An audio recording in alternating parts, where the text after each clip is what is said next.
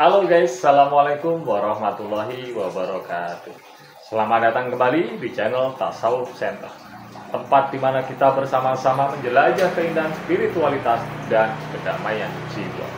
Pada kesempatan kali ini, saya akan membahas topik yang sangat relevan, etika tasawuf dalam era digital, menyongsong konektivitas, akses informasi, dan kesejahteraan spiritual.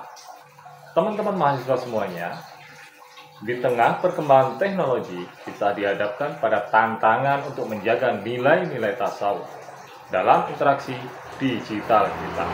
Mari teman-teman, bersama-sama kita menggali bagaimana prinsip-prinsip tasawuf dapat membantu kita menciptakan bagaimana pengalaman digital itu bisa lebih bermakna dan memperkuat hubungan kita dengan diri sendiri serta sesama. Dalam presentasi ini, kita akan membahas pentingnya etika tasawuf di era digital, mencakup pemahaman tasawuf, dampak teknologi terhadap spiritualitas, serta penerapannya melalui prinsip-prinsip tasawuf seperti kesederhanaan, kasih sayang, dalam perilaku online. Selain itu, kita juga akan membahas cara menyaring informasi yang beredar di tengah langkah-langkah praktis untuk menjaga keseimbangan antara keterhubungan digital dan kebutuhan spiritualitas. Mari teman-teman mahasiswa, kita diskusikan pengalaman dan saling belajar. Terima kasih. Namun sebelumnya jangan lupa subscribe dan aktifkan tombol loncengnya agar tidak ketinggalan konten-konten yang menarik untuk pembelajaran-pembelajaran dan pertemuan-pertemuan berikutnya dari kami. Semoga pembahasan kali ini bisa memberikan inspirasi dan pencerahan. Mari menuju ke presentasi berikut. Assalamualaikum warahmatullahi wabarakatuh.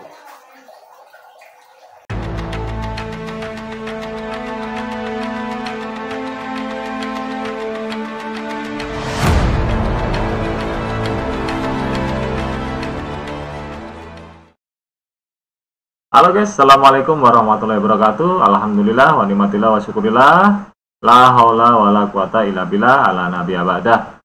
Semoga teman-teman mahasiswa semuanya diberikan kesehatan, limpahan rezeki dan keberkahan oleh Allah Subhanahu wa taala. Pada pertemuan ketiga kita hari ini, pembahasan tetap pada jantung sufi di era digital, menemukan kedamaian di tengah hiruk pikuk dunia maya.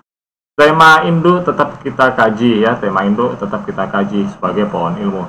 Sekarang yang kita bahas ranting ilmunya, yaitu tentang etika tasawuf dalam era digital, menyongsong konektivitas, akses informasi, dan kesejahteraan spiritual. Baik, namun saya memohon maaf apabila nanti seperti biasa terputus slide-nya karena hanya 10 menit untuk sistemnya, mampu menampungnya 10 menit. 10 menit ke depannya akan tersambung kembali.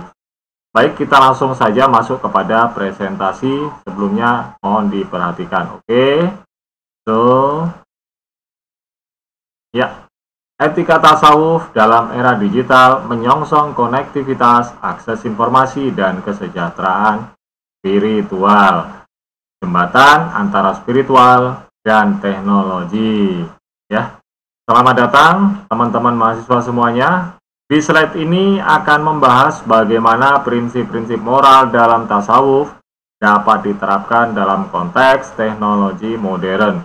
Dengan kemajuan teknologi, kita berhadapan dengan tantangan baru yang membutuhkan refleksi yang mendalam. Kita melihat bagaimana jembatan antara spiritualitas dan teknologi bisa menjadi wadah untuk menjalin dialog yang bermakna. Di sini sudah dibahas tentang penjelasannya, maknanya, dan saya akan berikan penjelasan tentang jembatan antara spiritualitas dan teknologi ini. Dalam penjelasan gambar ini, bahwasanya ini adalah simbolis antara spiritualitas dan teknologi yang bisa menciptakan ruang dialog antara dua dunia yang nampaknya berseberangan. Seperti ini, antara dua dunia yang nampak berseberangan. Inilah makna gambar tentang jembatan antara spiritualitas dan teknologi. Baik, kita masuk ke slide kedua. Oke. Slide kedua, kita akan membahas tentang dampak positif dan tantangan moral dalam era digital. Saya sudah berikan penjelasan teksnya, kemudian maknanya. Kemudian saya akan jelaskan ke semuanya secara menyeluruh. Era digital telah membawa banyak kemudahan, termasuk akses informasi dan konektivitas yang lebih baik. Namun, ini juga membawa tantangan baru dalam etika. Kita harus menyadari hal itu, bahwasanya interaksi yang kompleks ini memunculkan pertanyaan moral tentang integritas dan tanggung jawab. Ini adalah saat yang tepat untuk mengevaluasi bagaimana kita berinteraksi di ruang maya. Makanya di sini diberikan gambar yang bermakna tentang gabungan antara teknologi dengan tantangan, ya, gitu. Nah, ilustrasi ini memperlihatkan bahwasanya individu yang terhubung melalui gadget di satu sisi dan refleksi bayangan dari masalah etis yang dihadapi. Nah, kemudian di sisi lain menggambarkan dualitas pengalaman manusia dalam kehadiran digital. Seperti itu. Mohon diperhatikan baik-baik. Oke, masuk ke slide ketiga. Ya, tentang konektivitas dan kemanusiaan. Maknanya sudah diberikan, penjelasan juga sudah diberikan, silakan dipelajari. Nah, di sini ya, konektivitas yang difasilitasi oleh teknologi digital seharusnya tidak hanya membangun jaringan sosial saja, tapi juga menciptakan ikatan yang diwarnai dengan kasih sayang, pengertian, dan respek terhadap sesama. Seperti itu. Makanya di sini diberikan gambar di sini, yang mana gambar ini tentang konektivitas yang kita bangun di dunia digital yang seharusnya lebih dari sekedar jaringan sosial. Nah, ia harus diwarnai dengan kasih sayang dan saling menghormati, sehingga setiap interaksi seharusnya mencerminkan nilai-nilai akhlak, menjadikan platform-platform komunikasi sebagai alat untuk memperkuat kemanusiaan di tengah banjir informasi yang ada. Inilah gambar tentang koneksi yang manusiawi. Nah, gambar yang menunjukkan orang-orang dari berbagai latar belakang ini seolah tersenyum, menggambarkan pertemuan manusia yang otentik sekaligus penuh makna dalam era globalisasi. Seperti itu. Baik, kita lanjut ke slide keempat tentang akses informasi dan spiritualitas. Silakan dibaca penjelasan teks dan maknanya. Dalam konstelasi modern ini, akses informasi tidak hanya berfungsi sebagai alat untuk penguasaan pengetahuan semata, melainkan juga sebagai cahaya yang mampu menerangi jalan spiritual seseorang dalam pencarian hakikat kehidupan. Hanya di sini diberikan gambar ya, simbol antara sains yang religius. Nah, akses informasi saat ini ternyata bukan hanya alat ukur untuk belajar, bukan hanya alat untuk belajar saja, tetapi ia juga bisa menerangi jalan spiritual kita. Teknologi memberikan kita wahana untuk memahami nilai-nilai spiritual. Namun, penting bagi kita untuk menggunakan sumber informasi ini dengan niat yang tulus dan bertanggung jawab, agar bisa mendalami prinsip moral yang berlaku. Makanya gambar ini menunjukkan simbol antara sains dengan religius. Penjelasannya sebagai ilustrasi yang menempatkan bahwasanya digital di samping digitalisasi itu memiliki ilmu pengetahuan dan spiritualitas yang saling melengkapi. Oke, kita lanjut ke slide berikutnya. Slide kelima tentang kesejahteraan spiritual. Penjelasan dan makna sudah diberikan dan gambar ilustrasi pun sudah diberikan.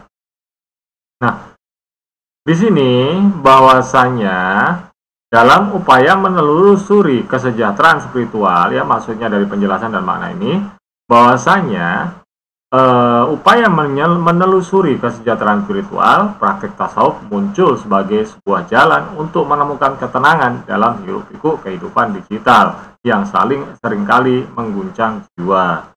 Nah, dalam hiruk-pikuk kehidupan digital tersebut, menjaga kesehatan mental sangatlah penting. Kenapa? Karena praktik tasawuf bisa menjadi sarana untuk menemukan ketenangan. Untuk itu, kesehatan spiritual bukan hanya melindungi kita dari tekanan mental saja, tapi juga menjadi pilar untuk mencapai kehidupan yang bermakna dan seimbang. Makanya di sini ada gambar orang meditasi sebagai cara untuk menemukan keseimbangan. Nah, gambar ini menunjukkan seseorang yang bermeditasi dengan latar belakang digital yang tenang, setelah latar belakangnya adalah digital, mengilustrasikan sintesis antara praktik spiritual dan kehidupan modern yang sibuk. Itu. Baik, kita menuju slide berikutnya. Slide ke-6. Praktik tasawuf dalam digital. Makna sudah diberi, penjelasan sudah diberi. Baik. Mindfulness adalah sebuah praktik yang penting untuk membantu individu, ya, untuk membantu individu untuk tetap terhubung dengan nilai-nilai moral, ya, dengan nilai-nilai moral. Kemudian tetap terhubung dengan nilai-nilai spiritual di tengah gempuran informasi yang tiada hentinya. Seperti itu. Selanjutnya adalah sebagai praktik spiritual yang membantu kita tetap terhubung dengan nilai-nilai spiritual di tengah gempuran informasi, ya. Mindfulness juga mengintegrasikan praktik tasawuf dalam penggunaan teknologi. Bukan hanya sekedar kewajiban moral semata, tetapi juga menawarkan ketenangan dan fokus dalam kehidupan sehari-hari. Nah, dari sini dimunculkan gambar tentang keseimbangan antara dunia digital dan spiritual, yang mana penjelasan gambar ini adalah orang yang melakukan zikir menggunakan gadget, seolah seperti itu, ya. Zikir menggunakan gadget atau di depan laptop seperti itu. Nah, ini sebagai simbolik saja, ya. Ini gambarnya mungkin kurang pas, tapi tidak apa-apa, ini hanya sebagai simbolik saja. Hubungan antara spiritualitas dan kemajuan teknologi itu harus ada dalam praktek dan tentunya ada keseimbangan. Baik, mohon maaf teman-teman sekalian, teman-teman Masya terputus. Baik, akan saya sambung kembali. Masuk ke slide ke-7, yaitu tentang etika interaksi digital, ya. Penjelasan teks sudah ada, makna sudah ada. Nah, dalam interaksi digital, penerapan adab tasawuf menjadi sangat vital agar komunikasi tidak kehilangan esensi kemanusiaannya.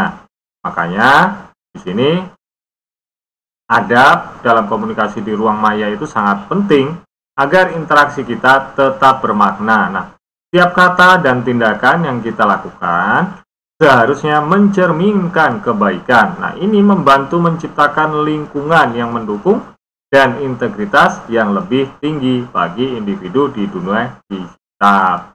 Makanya gambarnya seperti ini. Gambarnya adalah kebaikan dalam komunikasi digital. Ya, ini adalah simbol pesan positif atau emoticon yang ceria, menggambarkan dampak positif dari komunikasi yang baik. Itu. Oke. Berikutnya adalah pertanyaan reflektif, ya, pertanyaan reflektif. Maksudnya apa? Maksudnya pertanyaan reflektif itu, ini ada penjelasannya, ya. Ada penjelasannya. Nah, bahwasanya pertanyaan reflektif itu memiliki fungsi sebagai alat untuk mengasah kesadaran diri, mendorong individu dan mengevaluasi kontribusi mereka dalam ruang digital yang semakin kompleks. Makanya di sini diberikan pentingnya bahwa kita tentang kesadaran, maksudnya pentingnya menyadari dampak dari interaksi secara online ini untuk membentuk karakter dan moral kita. Marilah kita gunakan, ya, momen digital itu untuk mengevaluasi kontribusi terhadap dunia digital, dan tentunya kita bisa menjadi individu yang lebih baik. Makanya di sini ada namanya orang yang sedang bercermin sebagai simbol gambarnya. Maksudnya di sini adalah orang yang melihat cermin dengan pertanyaan di sekelilingnya. Ini menggambarkan proses introspeksi yang penting dalam membangun kepribadian digital yang sehat. Gitu. Baik. Selanjutnya slide ke-9 yang terakhir. Simpulannya adalah dalam menghadapi kompleksitas dunia digital, nilai-nilai etika tasawuf menawarkan panduan yang kokoh untuk mencapai keselarasan antara kehidupan spiritual dan teknologi. Maknanya sudah ada, penjelasan teksnya juga sudah ada. Nah, di sini dalam menghadapi kompleksitas dunia digital, nilai-nilai tasawuf menawarkan panduan yang kokoh untuk mencapai keselarasan antara kehidupan spiritual dan teknologi. Nah, kita harus mengintegrasikannya, nilai-nilai tasawuf dalam dunia digital yang kompleks ini. Nah, pendekatan ini tidak hanya menawarkan panduan dalam mencapai keselarasan saja, apalagi antara kehidupan spiritual dan teknologi, tetapi juga memberi kesempatan bagi kita untuk berkontribusi secara positif. Marilah kita berusaha menciptakan dunia digital yang harmonis dan bermakna.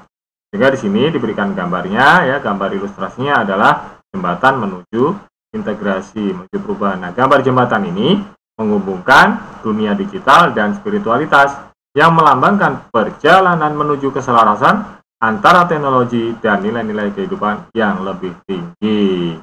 Baik, demikian presentasinya teman-teman mahasiswa, agar kiranya ini bisa menjadi bekal kalian di masa depan tentang digitalisasi, agar kita bisa bersikap dan berkarakter lebih baik lagi, dipahami dan dipelajari kembali ya. Ke depan tentu ada penugasan untuk kalian semuanya. Nah, selanjutnya adalah sebagai himbauan agar teman-teman semuanya ketika menyimak slide demi slide ini, tolong dibaca secara perlahan-lahan, tidak hanya mendengarkan suara pembicara saja, tapi betul-betul dibaca secara perlahan-lahan agar ada pemahaman secara psikologis. Baik, mungkin itu saja presentasi ini. Saya akhiri, billahi taufiq wal hidayah. Wassalamualaikum warahmatullahi wabarakatuh.